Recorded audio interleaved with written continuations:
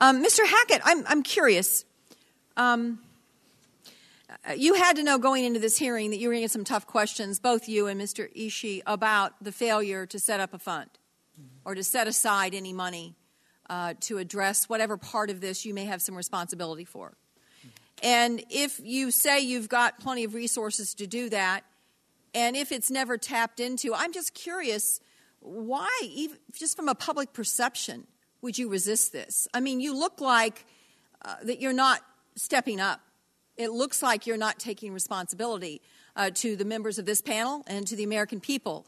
Why would you suffer that kind of public relations disaster if it's not going to make a difference in terms of how much money you might be called upon to pony up for your share of any responsibility for this occurrence?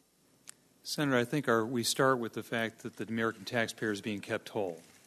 So we don't view it as a situation where they're not being kept whole. The second place we start is what legal position we should take. The third position is, frankly, to do what's right. And we feel very strongly about this for our shareholders, our employees, and our industry. No one here is saying that you should have to be paying something right now. I understand that there are liability issues that have to be determined. And there's going to be some real catfights among lawyers, among all of the four parties as to how that liability ultimately plays out. BP knows that they have primary liability. They've stepped up after the president asked them to, I think, in a show of strong leadership, and they put $20 billion cash on the nose. I think that is appropriate, and I think, frankly, it's gone a long way with the American people that they understand this. I guess what I'm saying is, if no one's asking you to pay anything, if all we're asking you to do is to acknowledge somewhere in your corporate accounting that there may be a day that you might have to pay something, and to show the American people and to show these senators and to show the people in the Gulf that if that day came, you are prepared to address it. If it's not going to make any difference in your bottom line right now, why in God's green earth wouldn't you do it?